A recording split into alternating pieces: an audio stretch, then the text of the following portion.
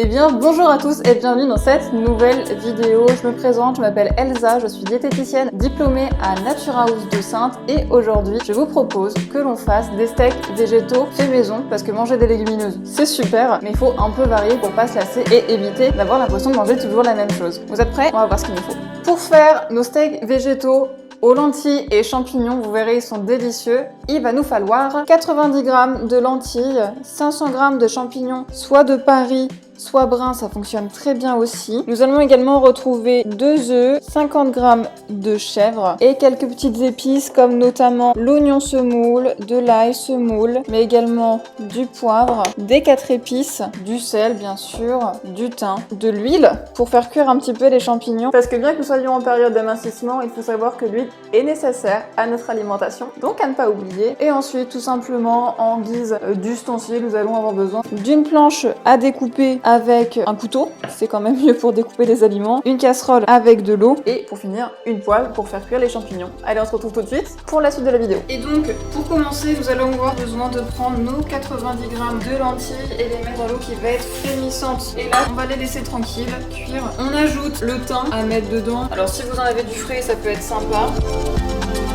Ensuite, partie hyper technique, c'est que nous allons retrouver nos magnifiques champignons que nous allons couper en morceaux et dans une poêle bien chaude. Nous allons tout simplement les mettre dedans. N'ayez pas peur du volume de champignons qu'il y a dans la poêle, ça va très vite réduire. Et là, il n'y a plus qu'à attendre le temps que ça cuise. Il n'y en a que pour 45 minutes.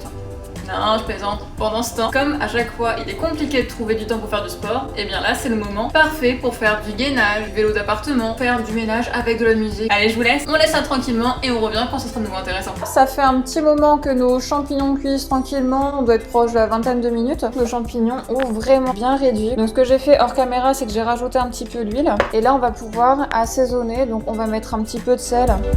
Point trop n'en faut. De manière, il y a des épices en plus qui sont là pour nous aider. De l'oignon en semoule et de l'ail semoule. Pourquoi est-ce que je vous préconise de l'oignon et l'ail semoule? Simplement parce que au moment où vous êtes sûr d'en avoir, quelquefois l'ail et l'oignon peuvent pourrir si on n'utilise pas, si on n'y pense pas à l'acheter. Que là, c'est en condiment, en épices, donc c'est dans les petits pots. Ça se conserve relativement longtemps et au moment où vous êtes sûr d'avoir ça sous la main. Nos petits champignons sont assaisonnés, nos lentilles sont cuites. Donc là, ce que l'on va faire, plusieurs options. Dans un premier temps, nous allons égoutter nos lentilles. Soit vous mettez dans un bol, vous mettez tous les ingrédients et vous mixez au mixeur plongeant ou dans un robot mixeur. Pour mon cas, ça va être la petite bête que vous voyez ici. Allez, on va le faire ça maintenant. Nous avons mis du coup nos champignons, nos lentilles, fromage et nos 2 œufs. Nous avons mixé gentiment et nous retrouvons cette superbe bouillie. Et donc là, le but du jeu, ça va être dans une poêle chaude. Nous allons disposer des petits tas et les faire cuire. On voit ça juste